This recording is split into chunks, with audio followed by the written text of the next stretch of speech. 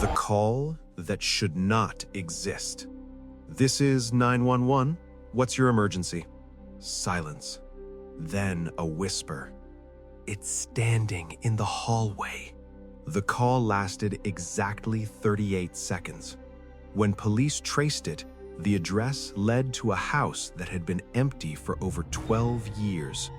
No electricity, no phone line, no residents. And yet, the call was real. 1. The house on Blackwood Lane. Blackwood Lane sits just outside Raven Creek, Oregon, one of those quiet American towns where people wave at strangers and lock their doors out of habit, not fear. House number 317 was different. People didn't point at it. They didn't gossip loudly about it. They simply avoided looking at it. The paint had peeled into long gray scars. Windows looked black even in daylight. And at night, neighbors reported something strange. The house looked like it was breathing. The walls didn't move, but the shadows did. Slow, rhythmic, like lungs filling with air.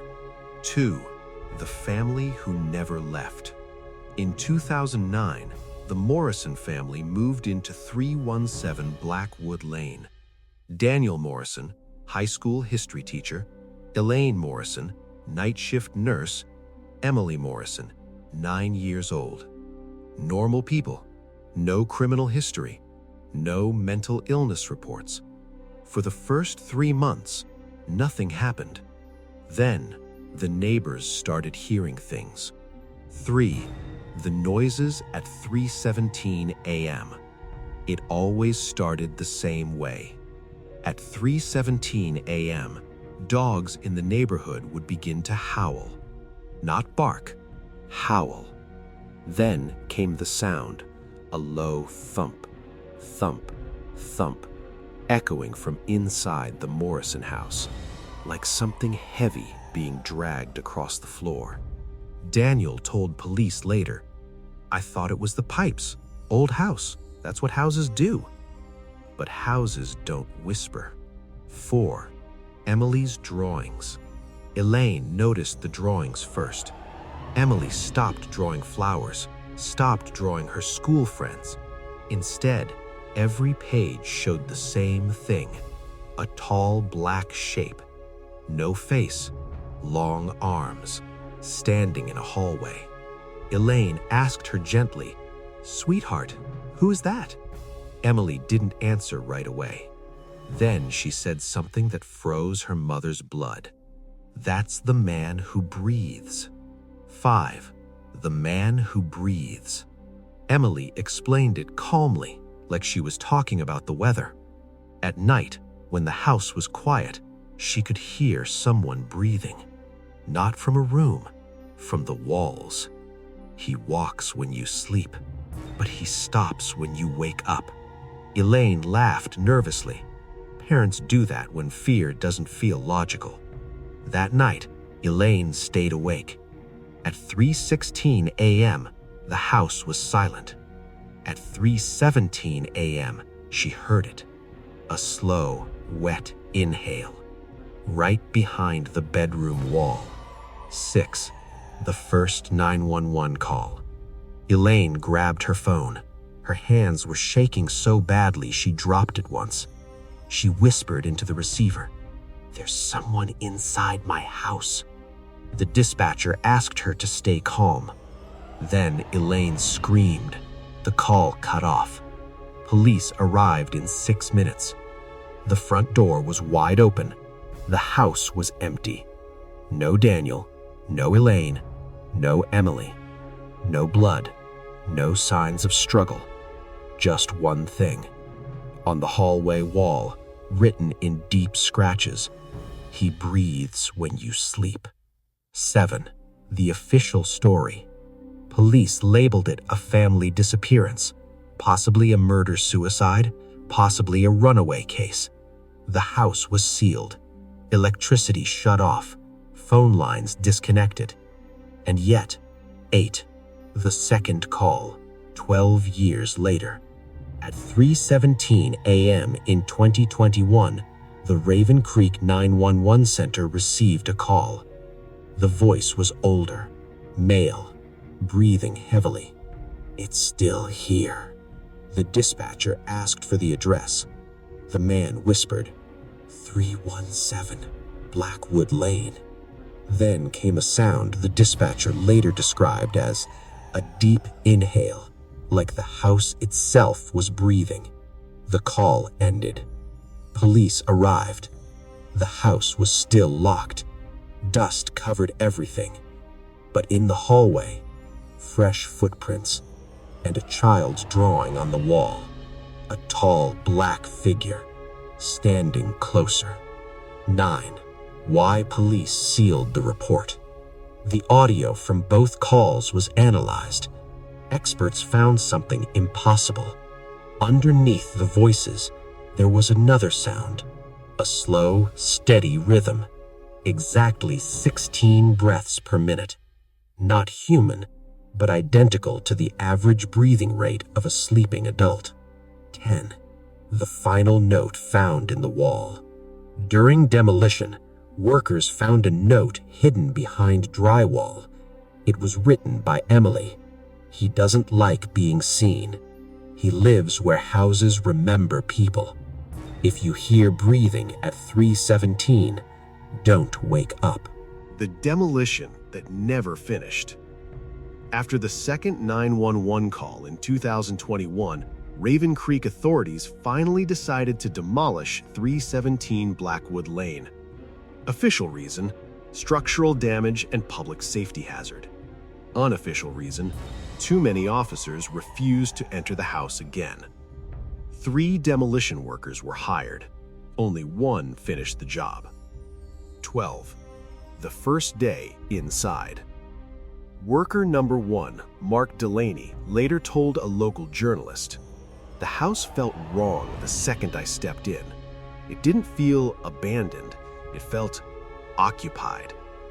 The air inside was thick, not dusty, humid, like a closed bathroom after a hot shower. Then came the smell. Not rot, not mold, a warm, organic smell, like human breath trapped for years." 13. The sound behind the wall. At 3:10 p.m., while removing drywall in the hallway, Mark heard something. A pause. Then, inhale, exhale, slow, measured. He thought another worker was behind him. He turned. The hallway was empty. The breathing continued from inside the wall. 14. The scratches no one noticed. When the drywall finally broke open, the men stepped back. Behind it wasn't insulation, it was wood. Old wooden planks, hand-installed, not part of modern construction, and they were covered in marks. Deep, uneven gouges, nail finger scratches, thousands of them, all facing outward, as if something had been trying to get out. 15. The discovery that ended the job. Worker number 2, Luis Romero, found the space, a narrow crawl area between the inner wall and the outer frame, barely wide enough for a child. Inside were objects: children's shoes, torn fabric, old photographs of families not related to the Morrisons, and one thing that made Luis vomit: a mattress, pressed flat, with a dark circular stain exactly where a face would rest. The stain tested positive for human saliva. Thousands of DNA traces, different people, different decades. 16. The worker who never came back. Worker number 3, Ethan Brooks, volunteered to continue alone. He entered the house at 2:45 a.m., breaking protocol. Security cameras caught him unlocking the door. At 3:16 a.m., the camera glitched. Audio continued. On the recording, investigators heard Ethan whisper, "Someone's breathing behind me." Then came a sound that made the police archive the footage permanently. A long, satisfied inhale. And silence. Ethan was never found. 17. The pattern across America. When federal analysts reviewed the case, something horrifying emerged. 317 Blackwood Lane wasn't unique. Across the U.S., there were dozens of houses with similar reports: breathing in walls, disappearances without struggle, 911 calls from disconnected lines. The same time, 3:17 a.m. States affected: Oregon, Ohio, Pennsylvania, West Virginia, Montana. Every house shared one thing: they were all built over older structures. 18. What was there before the house? Old land records revealed something buried, literally. Before the Morrison house, before Blackwood Lane, the land was home to a 19th century rest house, a place travelers stayed overnight. But locals called it something else: the Breathing Lodge. 19. The Breathing Lodge. According to archived letters, people who slept there reported feeling watched while asleep, hearing breathing inches from their face, waking with handprints on their chest. Some travelers never woke up. The lodge was shut down in 1893. Official cause: fire. Unofficial cause: something in the walls that learned how people sleep. 20. Why it only comes at night. A sleep researcher brought into the investigation discovered something disturbing. At 3 to 4 a.m., the human brain enters its deepest vulnerability phase. Your body is paralyzed, your breathing slows, your awareness fades.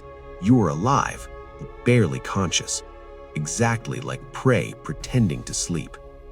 21. Emily's final recording. Hidden inside one of Emily's old toys, police found a recorder.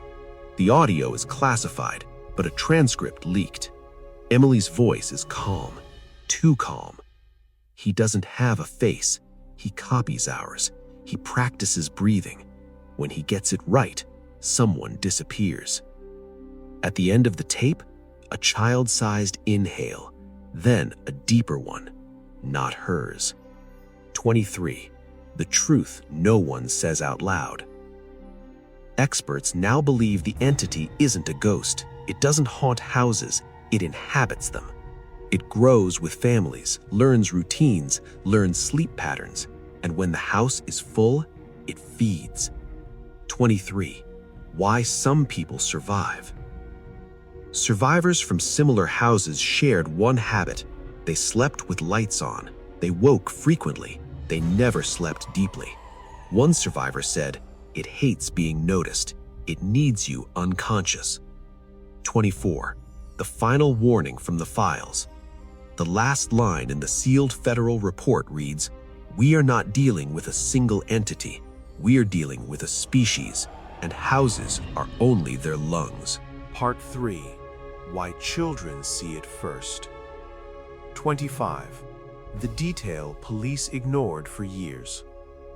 When investigators reopened cases linked to breathing houses, a chilling pattern appeared. Every case involved a child, not as a victim first, as a witness. Adults heard noises. Children saw something. 26. The question no one wanted to ask. A federal psychologist finally wrote it in a classified memo. Why does the phenomenon interact with children before adults? The answer terrified them. Because children don't sleep the same way. 27. Children don't sleep, they drift. Adults fall asleep fast and deep. Children drift. They move between wakefulness and sleep, again and again. That in-between state is called hypnagogia. It's where dreams leak into reality, and reality leaks back.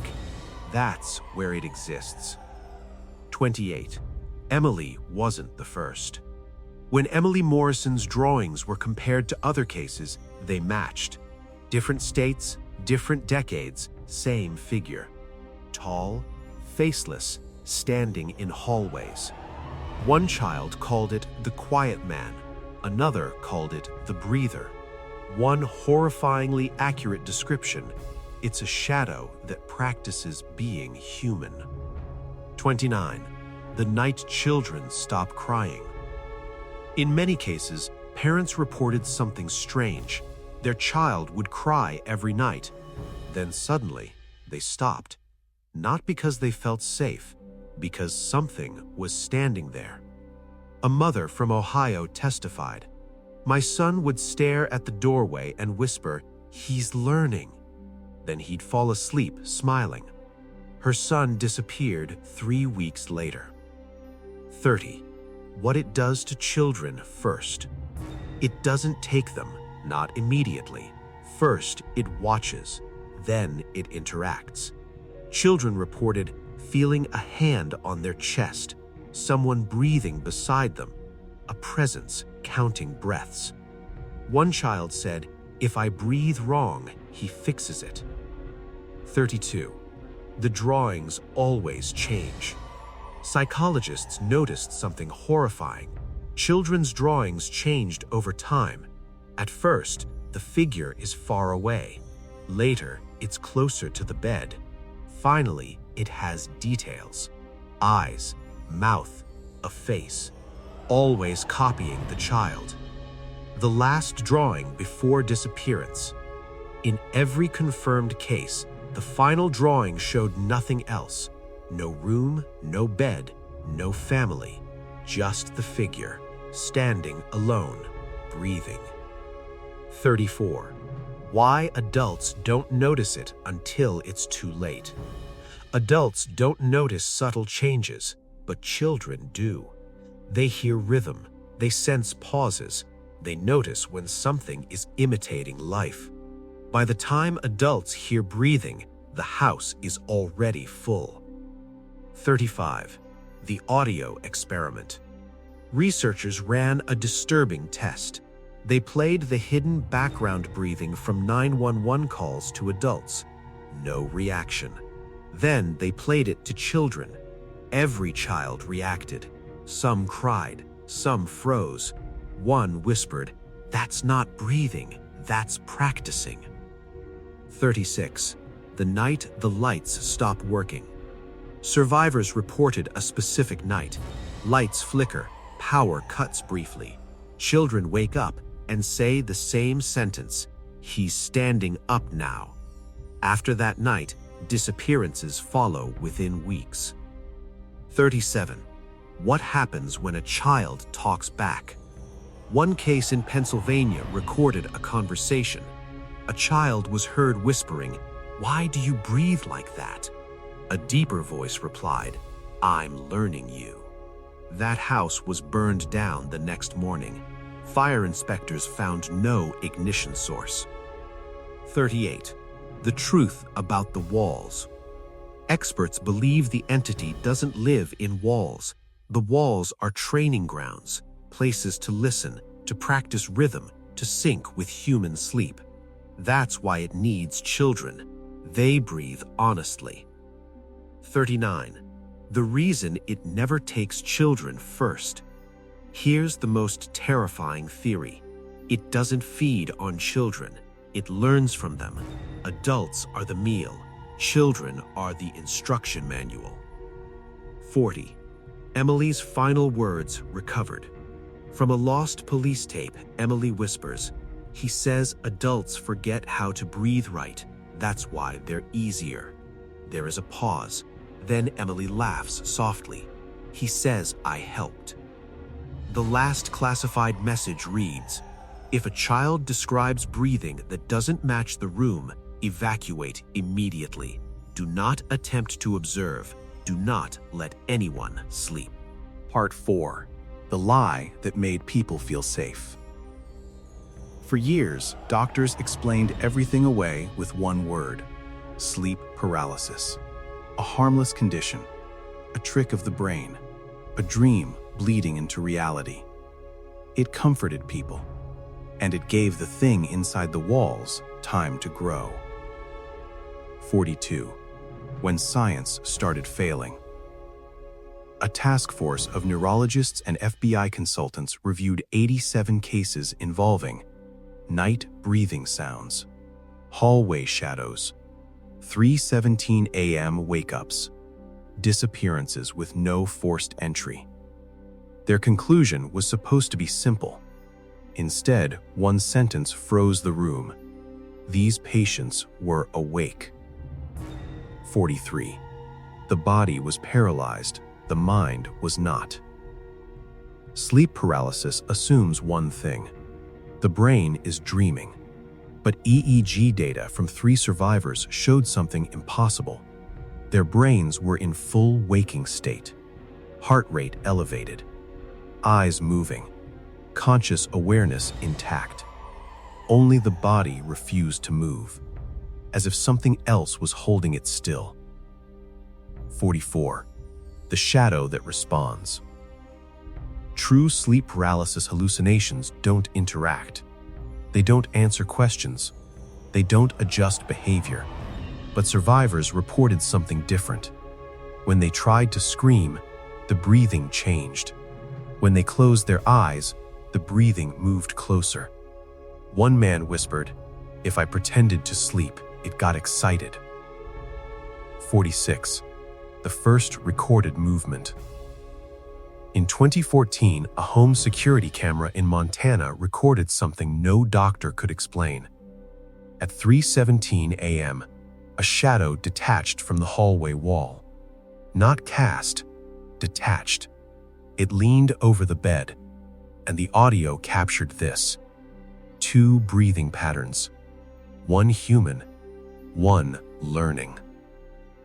47. Why 3:17 a.m. matters. Researchers finally cracked the timing. At 3 to 4 a.m., core body temperature drops, melatonin peaks, muscle control weakens, awareness flickers. You are conscious, but defenseless. Not asleep, not awake. Perfect. 48. The moment people disappear. Disappearances never happen during the breathing. They happen after. Weeks later, once routines normalize again, once fear fades, once people sleep deeply. That's when the house exhales, and something leaves with it. 49. The FBI experiment they shut down. In a sealed Ohio house, agents attempted controlled observation. Volunteers slept inside with full monitoring. Night 1, nothing. Night 2, breathing detected in the walls. Night 3, volunteer reported pressure on chest. Night 4, audio captured synchronized breathing. Night 5 never happened.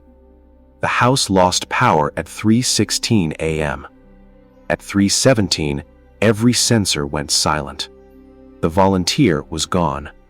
The bed was still warm. 50. What they found in the walls after. They tore the house open. Inside the walls were cavities shaped like bodies. Not carved, compressed. As if something had lain there repeatedly, practicing. 51. The terrifying realization. This wasn't a sleep disorder. Sleep paralysis wasn't causing the entity. The entity was causing sleep paralysis, immobilizing prey, slowing breath, teaching the house how to breathe for itself. 52. Why some people escape. Survivors shared one behavior. They fought sleep. Phones on, lights on, TV noise constant. One survivor said, "It hates chaos. It needs rhythm, breathing, silence." 53. The case that broke the theory. A deaf woman survived. She never heard the breathing, but she felt it. Pressure changes, vibrations. She slept with a fan running. White noise saved her life. 54. The message left behind. In an abandoned house in West Virginia, investigators found words scratched behind a bed frame. Don't let it match you. Matching breathing was the final step. 55. The official statement, redacted. The final government conclusion reads, "This phenomenon exploits the human sleep cycle. It is adaptive, it is patient, and it is still active." 56. Why this is still happening. Because houses don't forget. They remember footsteps, breathing patterns, who sleeps where, and once a house learns, it never stops practicing.